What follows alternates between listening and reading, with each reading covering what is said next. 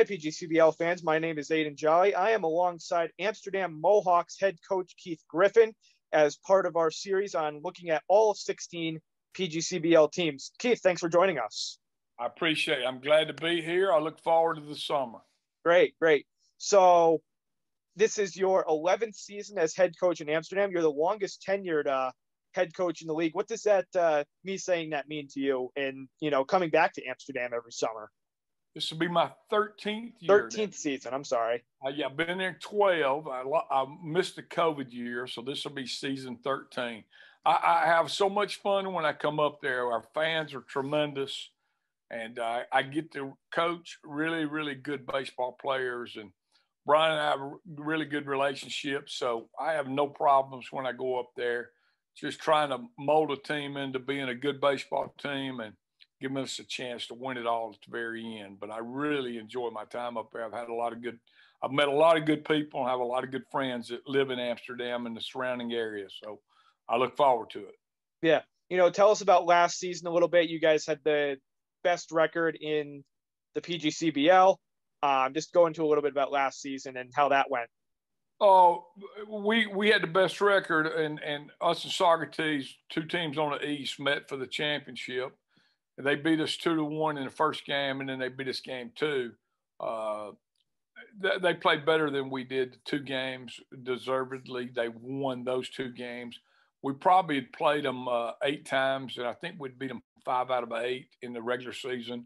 But, it's in the playoff baseball who plays the best, and credit them. They played a little bit better than we did, so they won. We had a nice team. We lost about 3 to 4 guys to the Cape that really hurt us, that hurt our team, that if we'd had those players, we'd have been a little bit better at the end. We had a couple of guys, it was a little bit of an inconsistent offensively, and I think that's what caught up with us at the end because their pitching kind of stuffed us at the end a little bit. But we had a really nice year. Our players were being commended on the year that they had and getting us to that spot. But when the playoffs started, we're really not playing our best baseball, not taking anything away from the fine job that Socrates did. But we got to the finals. I've been there 12 years. We won it 7 times and finished second 3. So we had a chance. We just didn't play well enough to win at that point in time. Now, adding on to that, how important is it for you guys with, Amsterdam having a lot of playoff experience over the years with you at the helm? How important is it to be playing your best baseball at the end of the season in late July, early August? Well, that's the key. I mean, and we have, and we've won it, like you say, 7 times, but that is the key. You really need to be getting into molding into championship, form at that point in time. Kind of last week or so of August. Not August, of July. You really need some tough games to harden you up a little bit. And I think we won the league by about 5 games. So we wasn't under a lot of pressure. We played pretty free and easy, and all of a sudden the playoffs come and the pressure's magnified a little bit. And like I say, take nothing away from Socrates. They played well. We just didn't play our best baseball. But one team wins it, one team comes in second, and it was our year to come in second. I wish we'd have won it, but we'll go try to win it this year. Yeah, and going into this year's squad, you guys, some returners you can tell us about, or some new guys that you can go into a little bit? Well, we don't. A lot of times we don't have returners in our league. Sometimes we'll have 2 or 3 players that come back, maybe 5 is the most. We kind of turn over our roster every year. We've really excited about some guys we got coming. Now we have them coming on March the 23rd. It's a long way from June 1. Right. We have the 3-0 hitter at Mississippi State, a freshman named Hines, a really, really good player. We have a great player at Wake Forest coming. We could lose both of those guys. Team USA, Cape could come in and take both of them. We've had them on our roster for a while, and we could lose them. I mean, I really feel like we got a really nice blend right now. We're still looking for a player or 2, another arm, but so are the Yankees. We maybe need one more middle infielder. But other than that, we're pretty set at what we have. Brian and I start putting this team together in August and September. So, you know, even though you think you're finished, you're really never finished because, you know, towards May, you get that phone call that, you know, Bobby threw too many innings and Tommy's hurt and Johnny needs to go to summer school. So the recruiting end of it is you recruit all year basically to try to get that team together for about 10 months. And we've really done a good job. We've really done a good job of when we lose a guy late, go and find a good player. That's what we've done well. So, you know, I really like our team. Well, I got a lot of left-handed hitters. I think we got power. I think we got speed. We did probably shore up a little bit on the pitching end of it. That's not to say that we don't have good pitching, but in the past we've had dominant pitching. I don't know right now that this group's dominant. What we wanted to do this year was try to minimize the number of walks. We had a high strikeout team last year. We struck out a lot of guys, but by the same token, we put too many guys on free bases. So hopefully this year's team is a little bit better control. And if they do that, I think we'll have a good chance to have a really good team. You know, you said recruiting is this 10, 11-month process. How do you go about getting those guys? Because you tend to bring in guys from your SEC, your ACC school, these Power 5, Power 6 schools. How do you go about doing that? Well, we know those guys. I coached college baseball for about 30 years, so I know all those guys. Those guys are my friends. Those guys, either the head coach or the pitching coach or the recruiting coordinator or somebody in that staff are friends of mine or Brian, and we just tell them, you tell us what you have. There's a maximum of 4 players from any team. So you tell us what you want to send us. We'll take that 3 to 4 guys that you that you'll send us.